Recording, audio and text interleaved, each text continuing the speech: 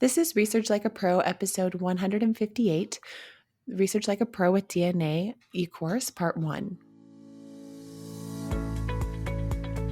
Welcome to Research Like a Pro, a genealogy podcast about taking your research to the next level, hosted by Nicole Dyer and Diana Elder, accredited genealogy professional. Diana and Nicole are the mother-daughter team at FamilyLocket.com and the creators of the Amazon best-selling book, Research Like a Pro, a Genealogist's Guide.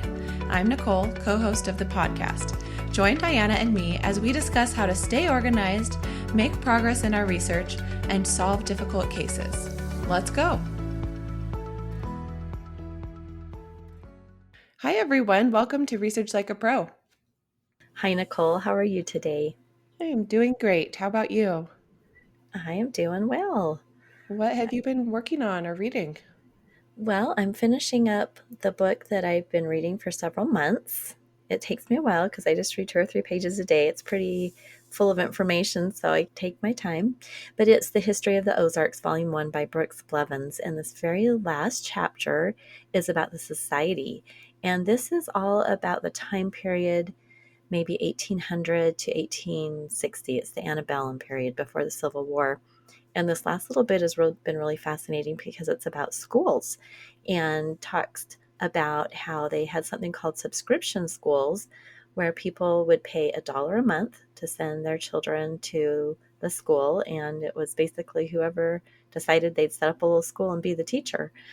So it's been kind of fun to think about how the educational system was so different back then. There was no state mandated educational system. It was more of a business. You want to make some money, you can set up a little school, and sometimes they'd have some sponsors, but that's been kind of fun. Huh. That seems almost more fun than working for the the state. You know, if you could set up your own business for a school. That's like what we do, I guess. We have our own little class online. Yeah, I kind of like not being mandated. When I taught 4th grade and you taught junior high, and you do have those specifics, and it was not as fun. It was more fun to create your own curriculum and be creative than to do what you were told to do. That's funny.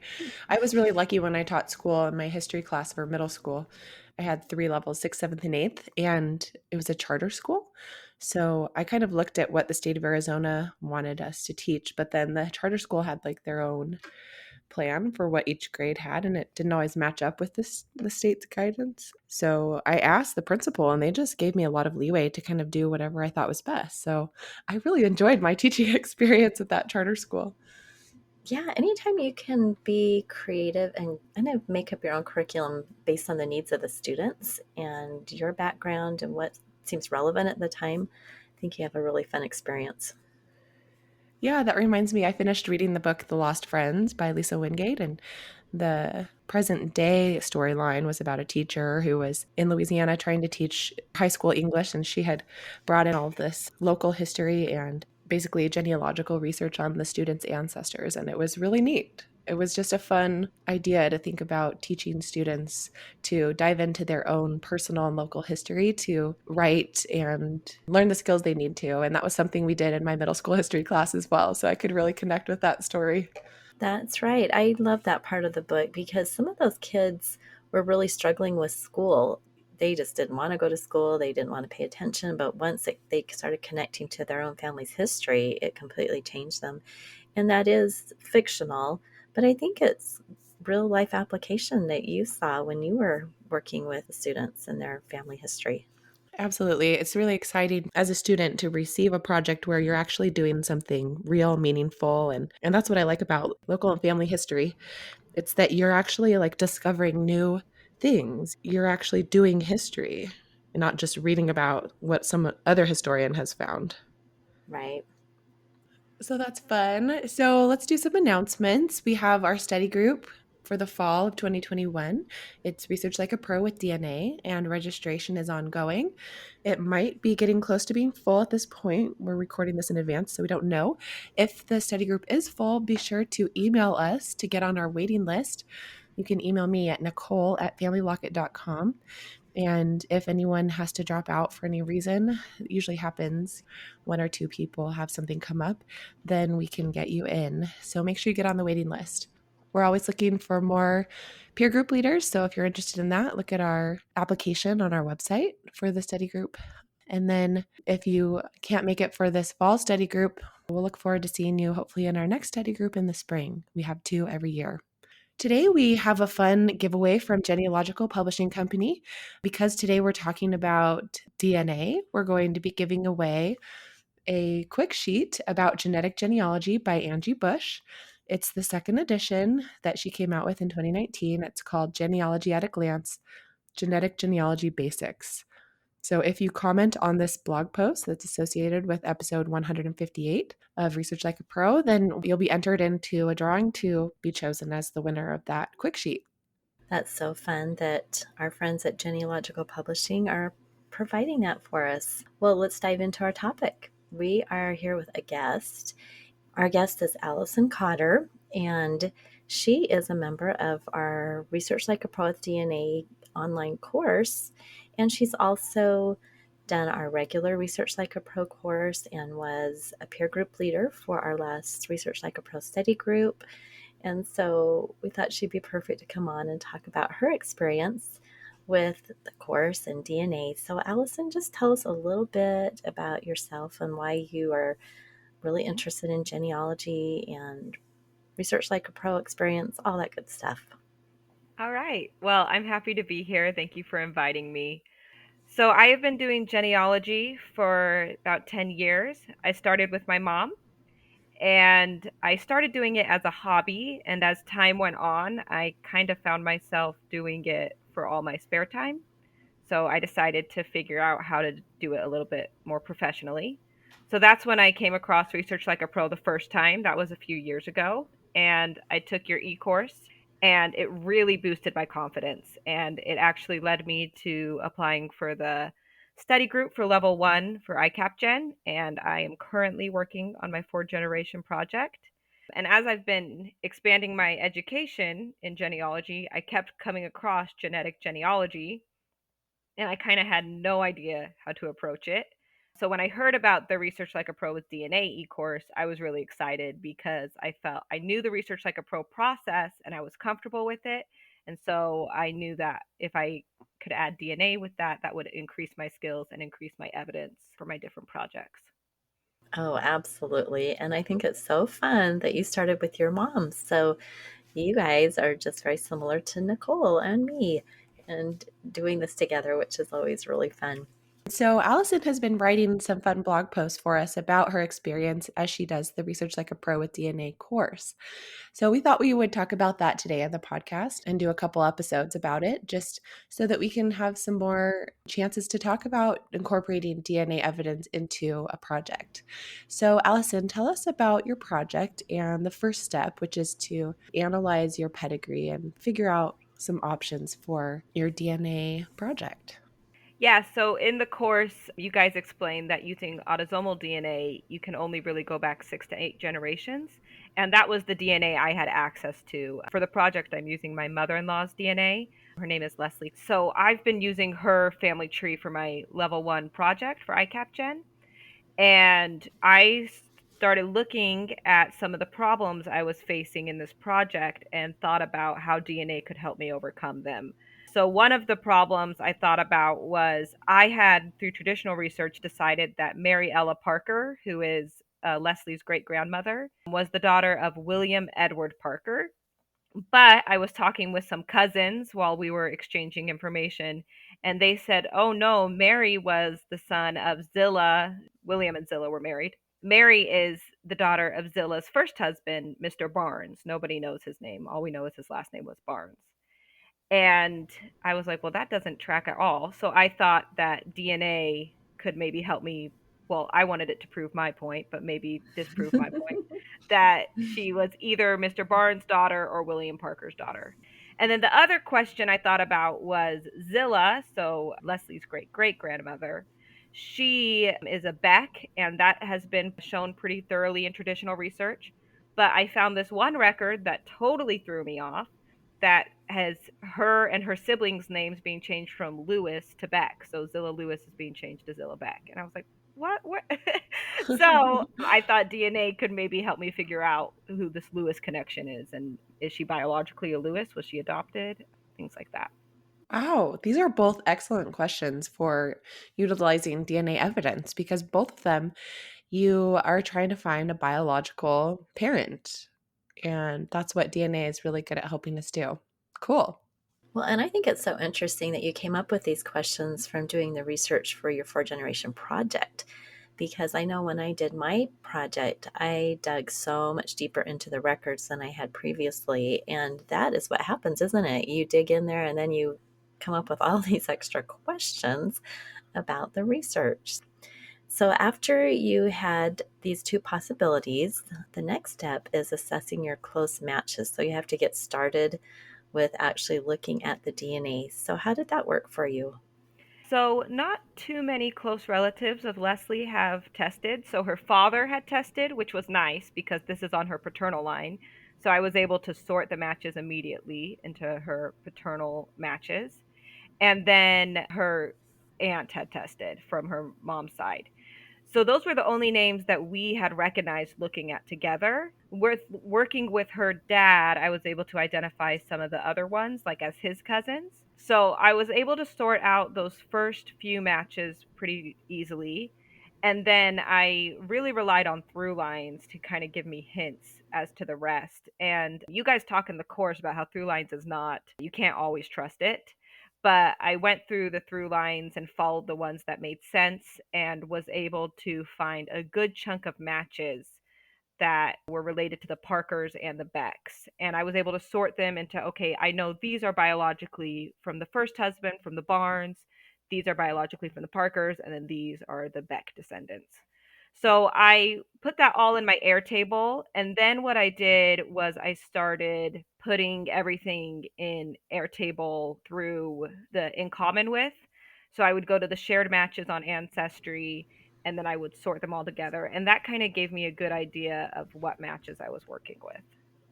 Oh, it sounds like you had a great system. I'm glad you mentioned through lines because I think so many of our listeners wonder what to do with their through lines.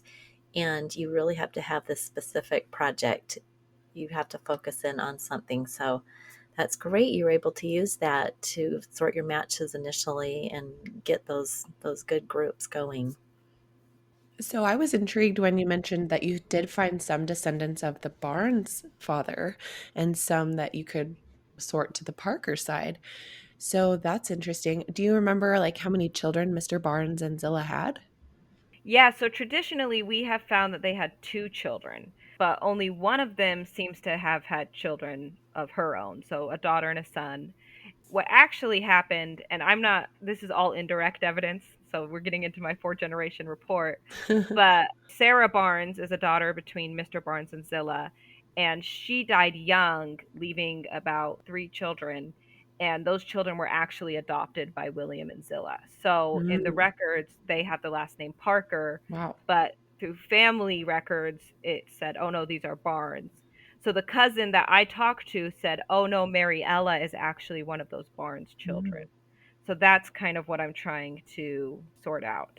Wow, that's fascinating. So the grandparents adopted them. Yeah. The grandmother and her new husband. Huh. Yeah. You know, it's interesting how many times I wonder this happens in the past that we just don't even notice or know or realize because we just don't have enough information. But there is a case in my own family that I've seen before where I wonder it was during the Civil War time and the father, I think, died in the war. And I don't know what happened to the mother, but I do see the little grandchildren living with their grandmother in 1870. You don't have relationships on that census, so it's just hard to know who's who, but you can just guess with that indirect evidence and try to put it all together. And that's exactly what's happened here is Mr. Barnes disappears around 1865. Wow. So, right around the Civil War. Yeah. That's a hard time for the southern states. Is this in the South? Yeah, it's Florida and Alabama. They kind of switch between the two states. So it sounds like you had already started doing some clustering just by using through lines and shared matches. So the next step that we encourage people in the course to do is to do a formal clustering of the matches and kind of practice with that. So tell us about your experience with clustering. Yeah, so I had been trying to work on clustering, but as I got to this point, I said, oh, I can probably do this a little better. And that's actually something, if I were to go back, I think I would start with clustering before I went through all that in common with, Yeah. because I think it would have made things a little easier. Hmm. But I did the Leeds method because I really like how kind of straightforward that method is and gives you a really clean look at your matches.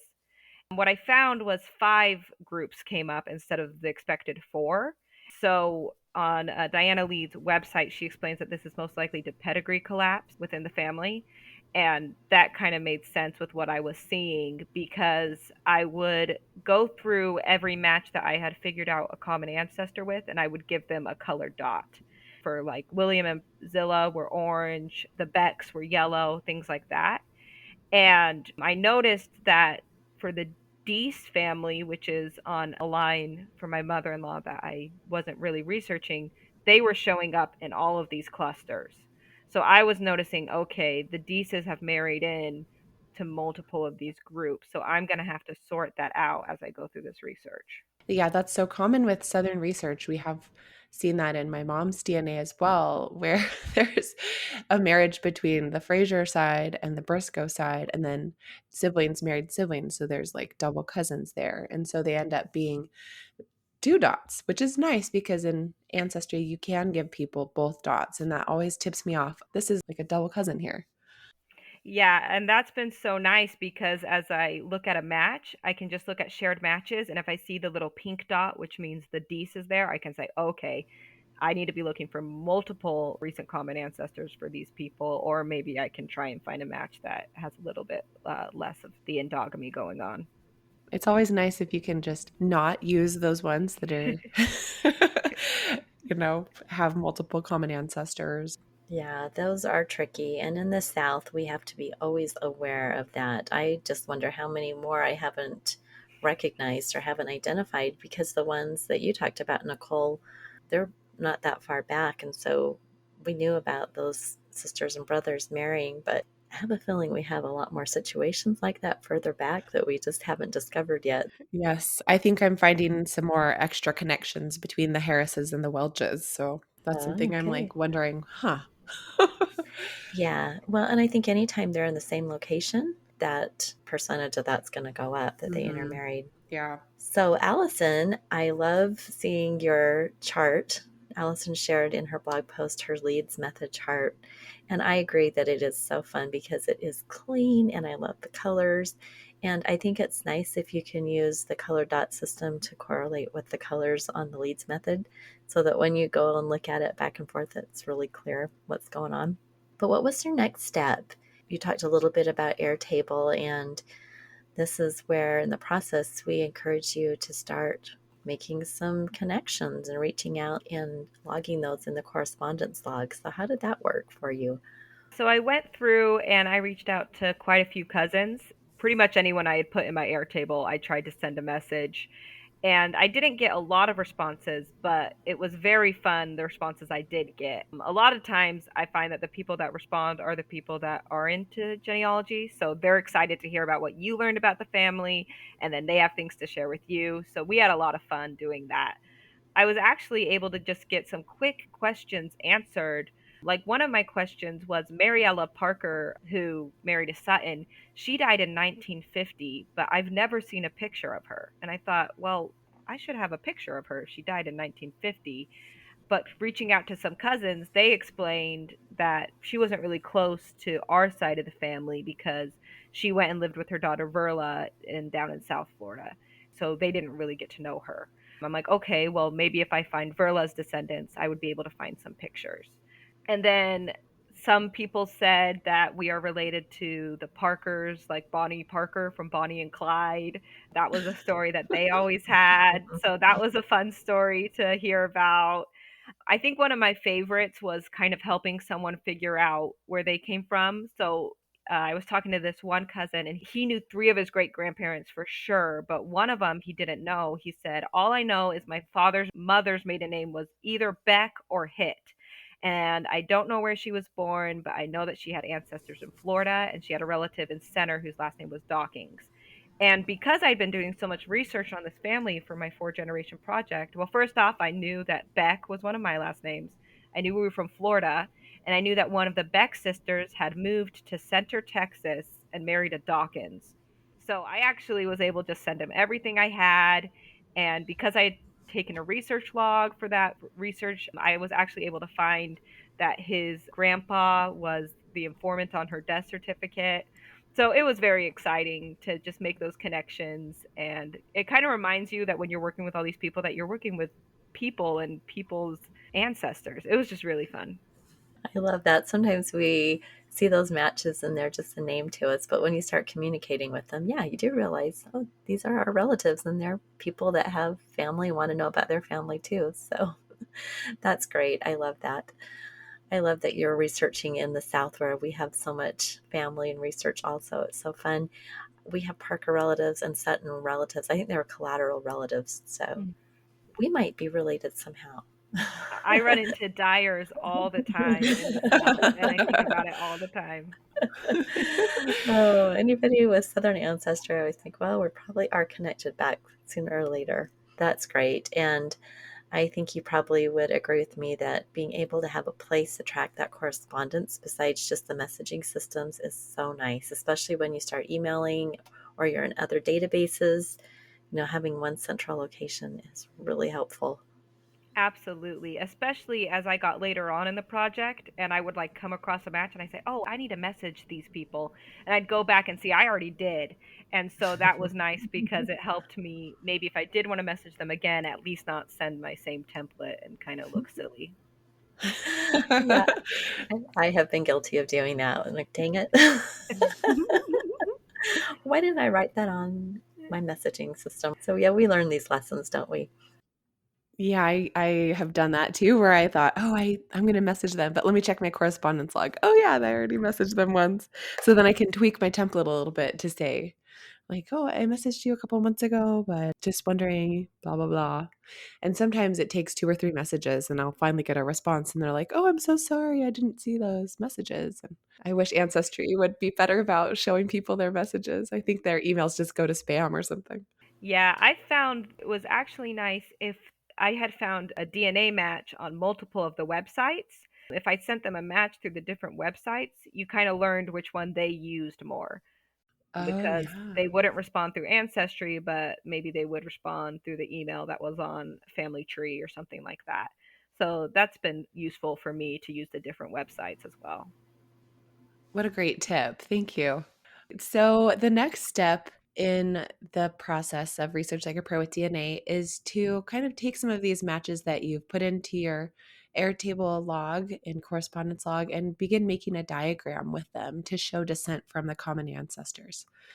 So, the first diagram is supposed to be just kind of some of the close matches in the DNA results. So, tell us about your experience creating that. I kind of knew I wanted to deal on the Sutton Parker Beck line, so I decided to focus on those. So I started my lucid chart by making out all the Sutton descendants, so everyone I knew that descended from Mariella. And then I went to the Parker and the Barnes, and if you include all of those descendants, there was 13 kids with that. So by the end, I had this massive chart, and then I had to go to the Becks, and the Becks also had 13 kids. So I started getting a little overwhelmed. I was like, I'm going to spend my life charting these people. And that's kind of when I realized, oh, I need to focus my family a little bit better. And I need to focus on what generation I want to work on at this point. Because as I put it all out on Lucid Chart, it was definitely becoming massive and it was helping me see the connections, but I didn't want it to get too overwhelming for me, if that makes sense. Absolutely. I think those diagrams, whether we use Lucidchart or diagrams.net or Scapple or whatever you like to use, they can just become really large. And it is great to be able to zoom in and zoom out. But once you know kind of your focused objective, it's nice to be able to just add the matches that are relevant to your project at the time. Right. And as I've gone forward in the project, I actually have added some of those Beck descendants to my chart, but I've used different pages. Just for my brain, that's what works better is just being able to isolate what I'm working on instead of seeing it all in one big thing. Yes, that's a really great feature that I didn't know about at first, but when I did learn about the multiple pages within Lucid Chart, it was wonderful. It's so nice to be able to just duplicate one page, delete out what you don't need, and put in what you do need, and just focus on a subgroup or use it to make all the names private so you can share it. It's just nice to have different pages within your diagram. So, did you work a little bit in your ancestry tree as well as you were discovering these matches and connecting things? I did, and one of the reasons I did that was to make sure that these connections on through lines were making sense with traditional research. So I made a private DNA tree. That way I could put in hypotheses and not mess up anyone else's work. And then also I could put in the living people and link to their DNA tree, which was really nice. So yeah, I was able to build out the tree, and I was also able to focus the tree specifically on this project, just to help me sort it all out. And that was really nice as I got into the research phase, because then I could just look up the people in my tree and see, okay, what records are there proving this relationship. Yeah, it's nice to be able to use those in tandem, your diagram, your Airtable log, and your tree on Ancestry. Or if you're doing a tree somewhere else, on WikiTree or within your own genealogy program or MyHeritage, it's just nice to have some different ways to visualize and keep track of the information.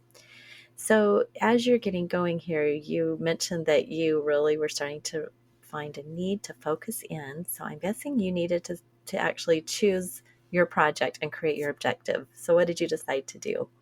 That's exactly where I was, because I just kind of found myself charting and charting, and I said, okay, I need to decide what I'm doing. I realized it would probably make sense to focus on the generation closer than trying to jump a few generations back, especially since this was my first time working with DNA. So I decided to focus on figuring out who Mariella's biological father was. And then I read through the lesson, read through a couple examples, and I wrote out an objective. And my objective reads: the objective of this research project is to use DNA and genealogical records to determine the biological father of Mariella Parker, born on 22nd of August, 1877, in Baldwin County, Alabama. Mariella died on 28 December 1950 in Columbus, Muskogee, Georgia, and the test taker is 3 generations from the research subject, and autosomal DNA will be applicable. However, third to fourth cousins may not share very much DNA, which could make verifying the exact relationship difficult. The community of the research subject also experienced pedigree collapse, so there may be multiple common ancestors with the test taker. Mitochondrial DNA is not useful in this case. It is not an unbroken maternal line, and Y DNA is not useful in this case, as it is not an unbroken paternal line. That's a really informative objective. I like how you have your key identifiers in there, how you talk a little bit about the specific DNA that you're using, and that this will actually be an approachable project because it's within those generations. So good job in writing an objective, telling us exactly what's going to happen in this project. Was it difficult to create that objective? It definitely took a little bit of trial and error. I'm actually going through the eCourse with my mom, which is fun because we're able to peer review each other's work. So we sent each other objectives back and forth, and we're able to say, oh, I like how you put this, or maybe you could add this. So we, as you can see, we focused on adding the limitations of DNA, kind of why we chose to do exactly what we were doing. Oh, wow. I love that. I have heard of several of our course members doing that, joining with a friend and then helping each other through it. So I think that's such a great idea. Yeah, it's been really helpful. It also keeps us on track with getting the eCourse done. We have some accountability there. It's really useful. Well, that was fun to hear all about the first steps in your project, and I can't wait to find out what you determine after you're done doing the research. We'll have to talk again and see what the next steps are, and I look forward to talking with you again, Allison. Thanks. Thank you for having me today. Thanks for listening, everyone, and we will talk to you next time. Bye-bye. Bye bye. Thank you for listening. We hope that something you heard today will help you make progress in your research. If you want to learn more, purchase our book, Research Like a Pro, A Genealogist Guide, on Amazon.com and other booksellers. You can also register for our Research Like a Pro online course or join our next study group. Learn more at familylocket.com. To share your progress and ask questions, join our private Facebook group by sending us your book receipt or joining our eCourse or study group. If you like what you heard and would like to support this podcast, please subscribe, rate, and review. We hope you'll start now to research like a pro.